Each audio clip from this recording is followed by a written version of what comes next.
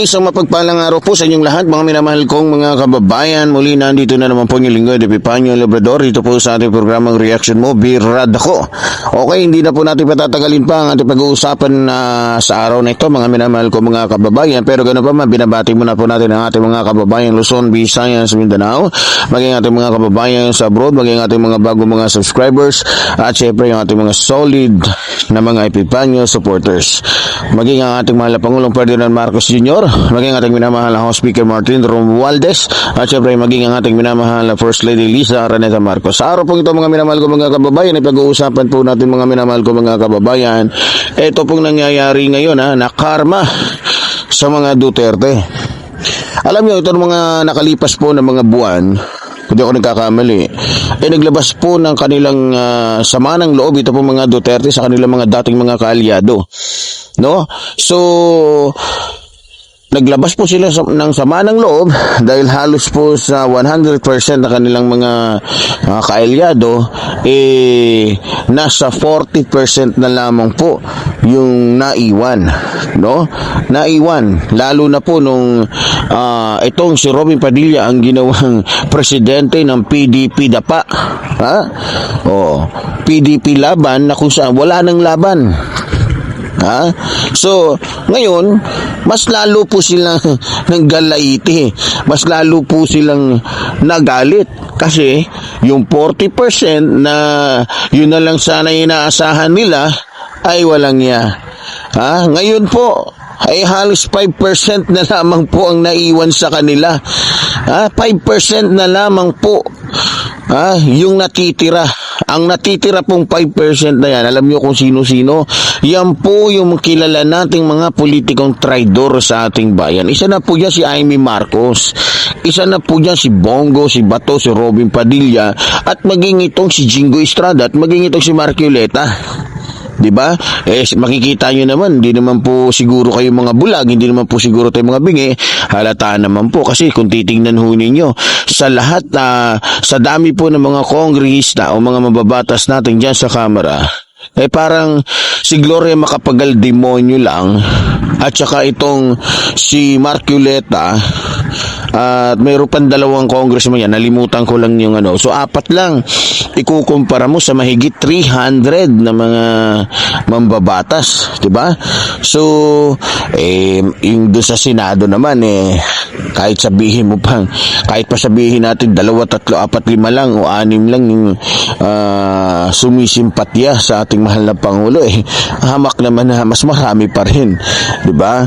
So ito po ngayon yung ito po yung ikinagagalit ngayon ng ating mga kalaban. Talagang naggagaliiti po sila sa galit ngayon na para bagang kumbaga sa sobrang galit nila para bagang nauulol na, nasisiraan na ng bait, nasisiraan na ng loob.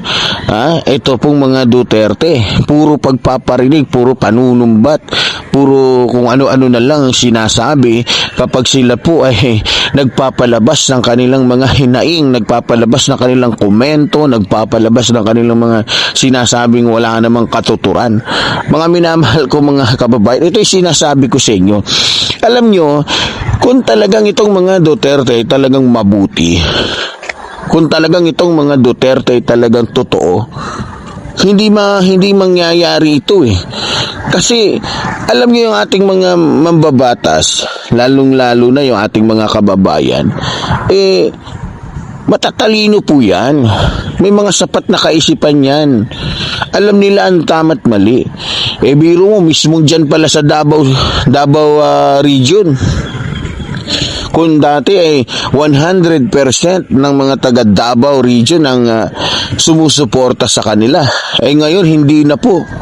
Sa 100% ng mga Pilipinong nandiyan sa Davao region, halos 3% na lamang po ang sumusuporta sa mga Duterte. Kaya nga po nanggagalaiti sila ng husto. Kaya nga po galit na galit sila sa ating mahal na Pangulo. Diba? Kung baga, akala ng mga Duterte doon sa kanilang ginawang paninira rally sa ating mahal na Pangulo, magiging epektibo yun. Hindi nila alam na sa kanilang ginawa ay lalo nilang pinakita, lalo lang nilang pinatunayan sa ating mga kababayan na talagang likas silang mga manloloko, likas silang mga mandarambong, likas silang mga maninira, likas silang mga walang kwentang mga politiko na ginagamit yung kanilang mga estratehiya para lamang manatili sa mga kapangyarihan nila. So dahil po sa ginawa nilang paninira sa ating mahal na Pangulo, ang naging bunga po nito, yung pagkawala ng tiwala ng taong bayan sa kanila. Lalong-lalo na po dito kay Sara Duterte, na kung saan, dahil po sa hinayaan ng ating mahal na Pangulo na imbestigahan siya ng Quadcom sa kanyang patuloy na pagnanakaw, dahil nga sa nasilip nagkaroon ng notice of disallowance, di ba? Nagkaroon ng pag-iimbestiga tungkol dito kay Sara na nagwawaldas ng pera ng taong bayan.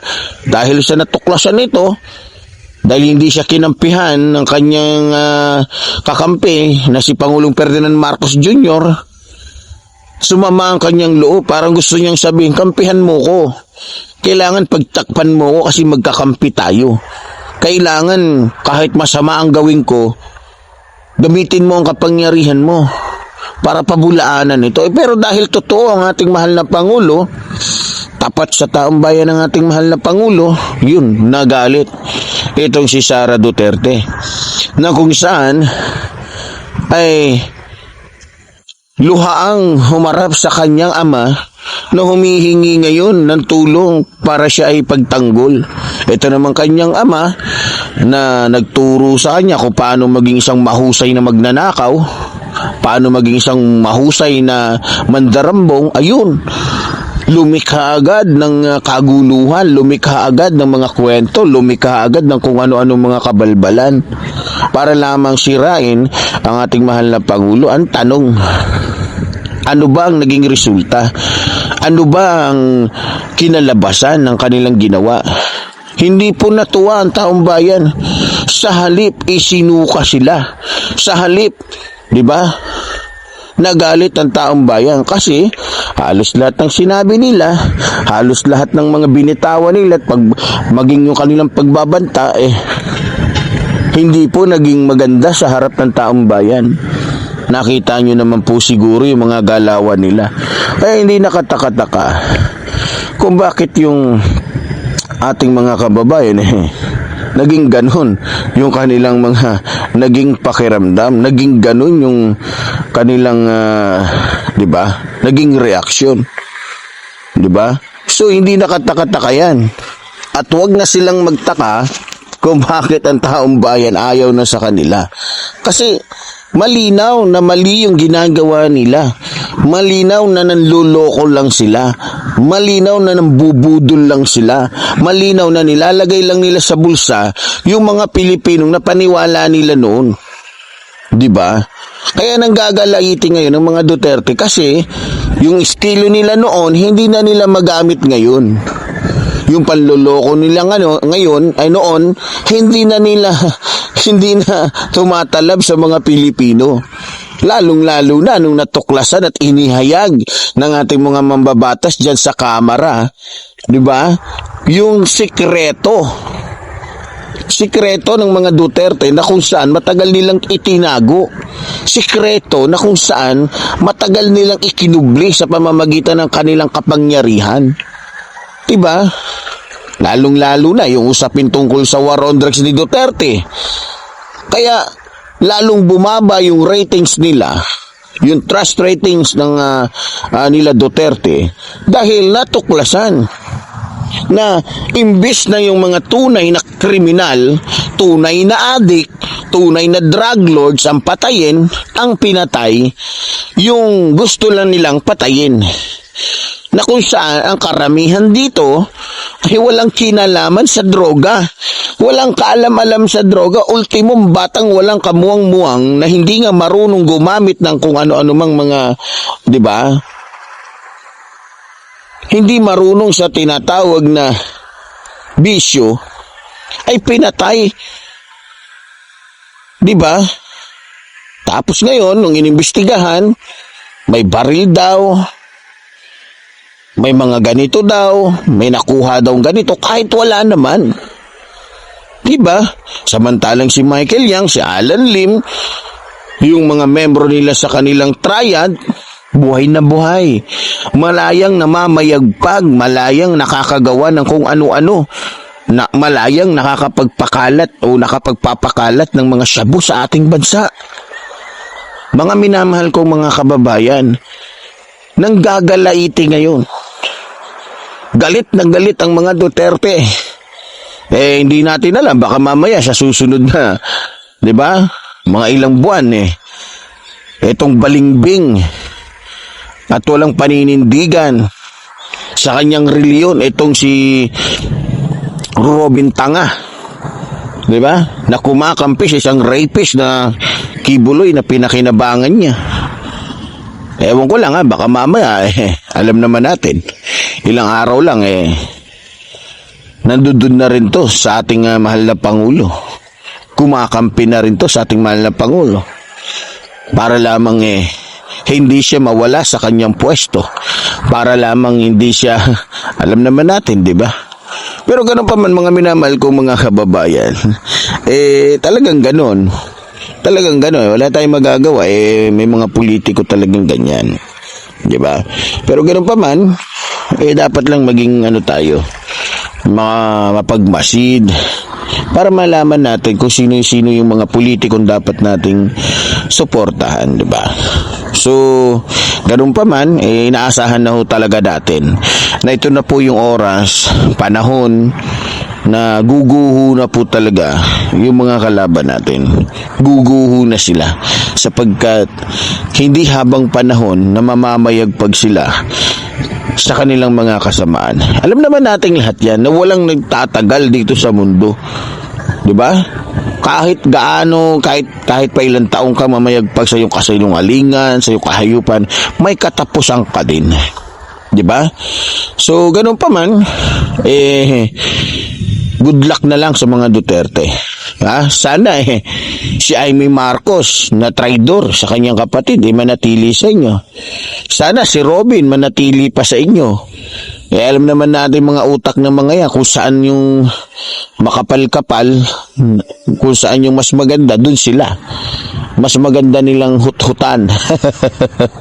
'Di ba? So, talagang gano'n. Kaya sa inyo mga Duterte, buti nga sa inyo. Ito yung napala ninyo. Akala ni Duterte, Pangulo pa rin siya. Akala niya, sikat pa rin siya. Akala niya, mabubudol pa rin niya mga Pilipino. Doon ka nagkamali. Kaya, kung akong tatanungin mo Duterte, isa lang masasabi ko sa iyo. Gaba mo yan. Gaba yan sa iyo. Sa iyong pagiging demonyo. So, ganun pa man, tulad ng sinasabi ko, hanggat tayo po may programa, patuloy po tayong susuporta at makikipaglaban para po sa ating mahal na Pangulo. At siyempre, higit sa lahat, sa ating bansa. Kaya muli po, tulad po ng sinasabi ng lingkod, mabuhay po ang ating ng bayan. Mabuhay po ang nagmamahal sa ating ng bayan. Maraming salamat po.